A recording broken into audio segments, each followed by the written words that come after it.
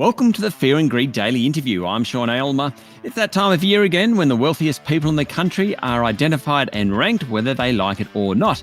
The list, Australia's Richest 250, has been released by The Australian today, and as always, it makes for some great reading. John Stensholt is the editor of the list and my guest this morning. John, welcome back to Fear and Greed. Thank you, Sean.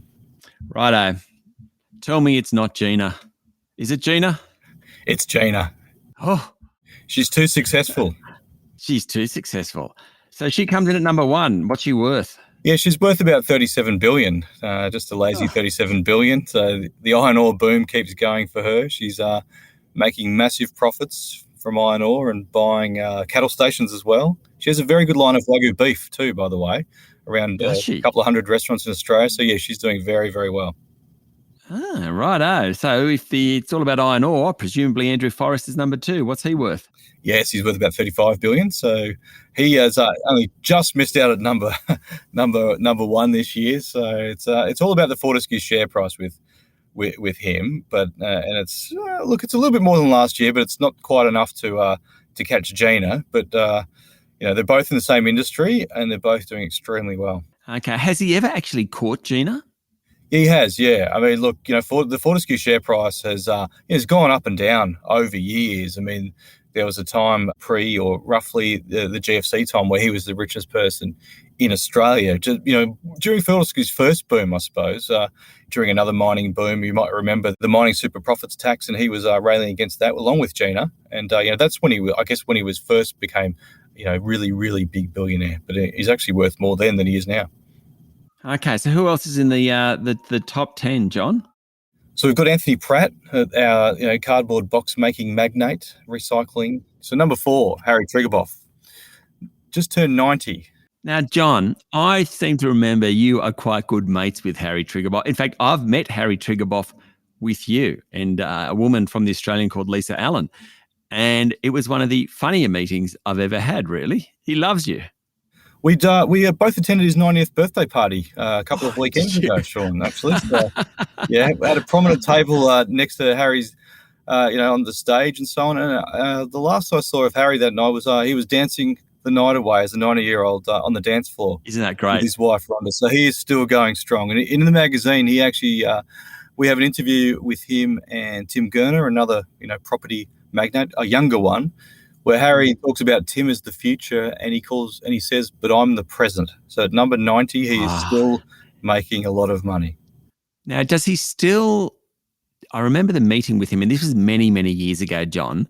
But he had this. It's kind of this massive ledger, which actually was the rent that comes in every week or month. I can't remember. And he used to take it home on the weekends and just look through the rents that were coming in and pick those who weren't paying. It's not just the rents. It's quite famous. They call it Harry's sheets. It's probably like a sort of 6 or 10 inch sort of wide, bundle of sheets that get sent home with him, as you say. They get printed out. Still on a Friday afternoon, and he spends Saturday morning poring over them, and they contain all the figures for Meriton. So literally, sales in this area, outgoings, profits, losses, the rents, as you say, the hotel bookings, all the numbers. I mean, Harry. One thing about Harry is, he may be 90, but he's extremely numerate. He once told me a story where he's got a mobile phone. Now, like as many people his age, he's not very great at using it, but he didn't want people's phone numbers programmed in there because he remembers the numbers off by heart. I don't think anyone else in the world is like that. Wow. That is great. We digress. So Harry Triguboff at number 4, worth about 24 billion. Just who else is in the top 10? So we've got Clive Palmer, 20.4 billion at number 5. So again, the mining royalties. Then a couple of tech gurus, Mike Cannon-Brookes and Scott Farquhar, 6 and 7. Now they're roughly, Mike's just above 16 billion and Scott's just below 16 billion. I think it's probably because Mike's got more Sydney prestige property. Ivan Glassenberg, who's a South African born, Switzerland resident, Australian citizen. He's number 8, the Glencore boss, about 12.5 billion. And then 9 and 10, some more technology there. Cliff Obrecht, Melanie Perkins of Canva. So they're about 10.4 billion this year. And as you may want to discuss, they're one of the people that have dropped a fair bit of fortune this year. So let's use them as an example. What has been the shift in terms of sectors? You know, how the iron ore guys obviously have done pretty well. What about the property guys? What about the tech barons? What about the manufacturers? Not just the top 10, but across the list. Well, technology, even if you count the four that we just talked about on the top 10 there, the two Atlassian co-founders and the two Canva co-founders, between the four of them, they have dropped 25 billion this year from their paper fortune. So that is a barometer of what's happened to the technology industry, you know, tech share prices on the NASDAQ, valuations of private companies like Canva as well. So, so in the last few years, you know, you saw the rise of the tech barons. You know, they've become such a, you know, part of, I guess, modern society in terms of, you know, the altruism and the sort of green technology push that they're also doing outside of their day jobs. But they've lost a lot of money this year. You know, the tech downturn, you know, with the crypto winter, as it's been called as well, it's a sort of adjacency. So that's gone down. And what we're seeing is a bit of a rise of some old-fashioned industries, I suppose, like manufacturing, mining, property. They've done pretty well. So you talk about someone like an Anthony Pratt, you know, his profits have held up because he keeps building, you know, cardboard box making facilities across America. So look, some of these old-fashioned industries are suddenly back in fashion because, you know what, they actually make profits, and that counts for something. Stay with me, John. We'll be back in a minute.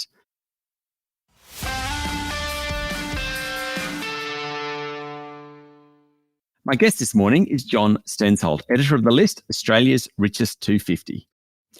John, when you put the list together, John and I worked together many years ago. John was the editor of The List when it was another guise, and I worked for John. What's it like? Do these people, Gina, Andrew Forrest, the Pratts, Triggerboff, the Atlassian boys, etc., do they actually talk to you? Do you ring them and say, hey, Mike Cannon-Brookes, by the way, I reckon that you're worth about $16 billion. What do you reckon?